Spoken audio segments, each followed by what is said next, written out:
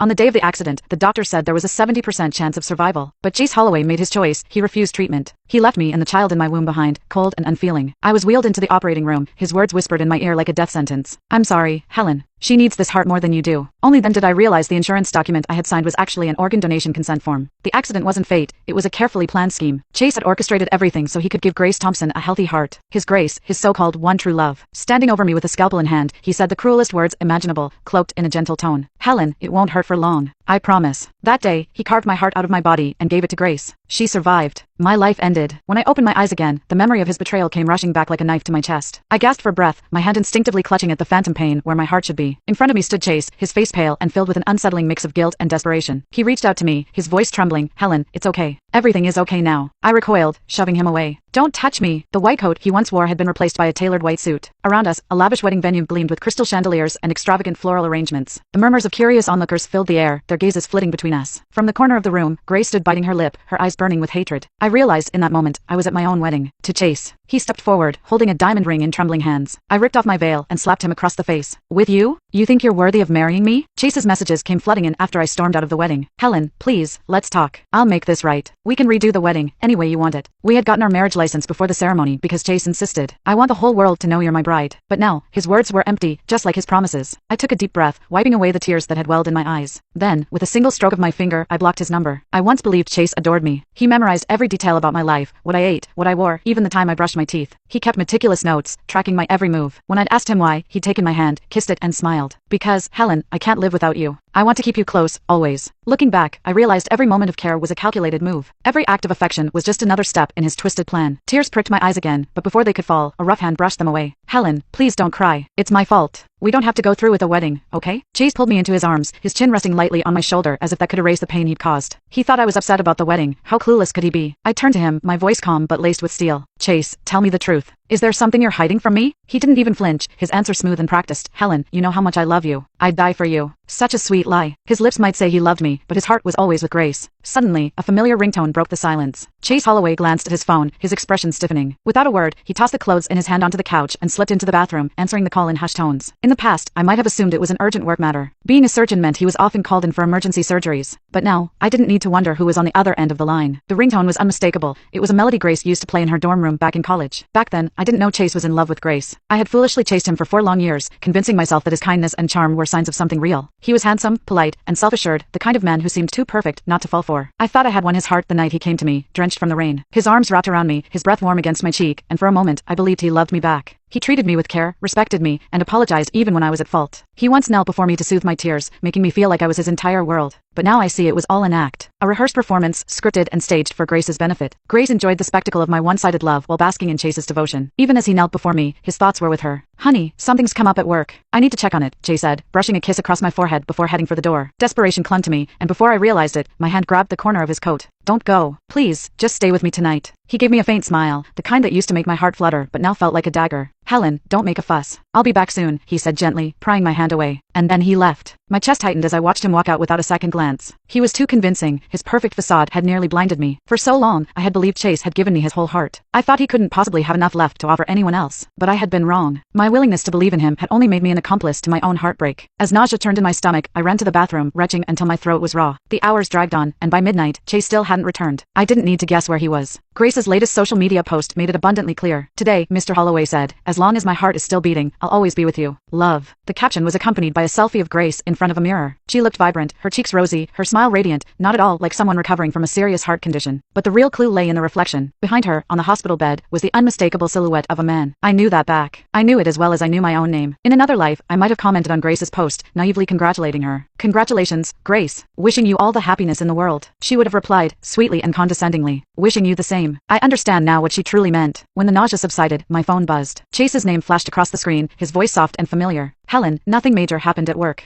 I'll be back by noon tomorrow, I promise." His words were meant to soothe me, but they only made my stomach churn again. "I haven't forgotten, okay? I promised we'd celebrate your birthday together this year." Once, his tender tone would have brought me comfort. Now it felt like poison. Through the phone, I heard the faint sound of Grace's laughter, delicate and coy. Before I could say a word, the line went dead. The nausea returned with a vengeance, and I barely made it to the sink in time. My hands trembled as I wiped my mouth and stumbled back into the bedroom. From the depths of the closet, I retrieved a pregnancy test report I had hidden weeks ago. It was supposed to be a birthday surprise. I hadn't even told my parents yet. I'd gone to a different hospital to avoid the possibility of Chase finding out too soon. Now, holding the report in my hands, I felt the weight of betrayal settle deep in my chest. This child was supposed to be a symbol of love and hope. Instead, it was a cruel reminder of the lies that bound me to Chase Holloway. I had been so eager to surprise him. Chase had smiled that day, lifting me effortlessly into his arms. Pressing his forehead against mine, he whispered with all the tenderness in the world, "Helen, from now on, all you have to do in this house is lean on me and take care of our child." His eyes had been so sincere, filled with love, or so I thought. Tears welled up in my eyes as I recalled how he had proposed just the day before, sliding a wedding ring onto my finger. But now, those memories were tainted. The only image burned into my mind was that of his cold scalpel, piercing my chest. The wound throbbed with phantom pain, raw and unrelenting. Trembling, I grabbed the pregnancy test report, tearing it into shreds. The pieces fluttered to the floor like fallen leaves. A murderer had no right to be a father. Chase didn't deserve to know he had a child on the way. Suddenly, a sharp pain shot through my abdomen, burning like 1,000 needles. When I looked down, I saw a saffron-colored stain spreading on my dress. My hands trembled as panic gripped me. I had been pushing myself too hard. My overthinking had taken its toll, not just on me, but on the life growing inside me. Without hesitation, I dialed for an ambulance. But the moment the paramedics arrived, I regretted my decision. Standing at the doorway was none other than Chase's best friend, Adam Reed. When Chase and I bought our apartment, we had chosen a place near the hospital where he worked. It hadn't crossed my mind until now how that decision might backfire. Adam was hard to miss, even in a crowd. Dressed in a pristine white coat and wearing his signature gold-rimmed glasses, his tall, commanding figure stood out effortlessly. For a moment, he froze, his gaze locking onto mine. Then, like flipping a switch, his expression turned cold. "She's pregnant. Get her to the hospital immediately," he barked at the other paramedics. I lay on the hospital bed as Adam methodically prepared the ultrasound equipment. He moved the detector over my stomach, his voice calm but distant. "Breathe in. Hold it. Breathe out." His tone was clinical, yet his fingertips were unexpectedly warm, brushing against my skin just enough to send shivers down my spine. The air between us felt strangely charged, though neither of us acknowledged it. When he finished, Adam straightened and walked out of the room without a word. Adam and Chase had been college roommates, and while I knew they were close, Adam and I had rarely interacted. Chase had always described him as solitary and aloof, someone who preferred keeping others at arm's length. Whenever we crossed paths, I was usually the one offering polite greetings, while Adam responded with a curt nod, if anything at all. When Adam returned, his forehead was damp, a stray lock of hair clinging to his skin. "There's nothing wrong with the baby," he said, his voice steady. "This is your first pregnancy, so you need to take extra care during the first 4 months. Don't stress yourself out." I nodded, my lips barely moving. But before he could leave, I grabbed his wrist. "Adam, please, don't tell Chase about the baby." His brows furrowed slightly, and for a moment, he seemed caught off guard. Then he nodded, his expression softening just enough to hint at understanding. "You should stay overnight for observation. You can leave tomorrow morning," he said simply before walking away. The next morning, Adam accompanied me out of the hospital. Just as I was about to thank him, I froze. At the hospital entrance, standing beside a sleek black Mercedes, were two familiar figures.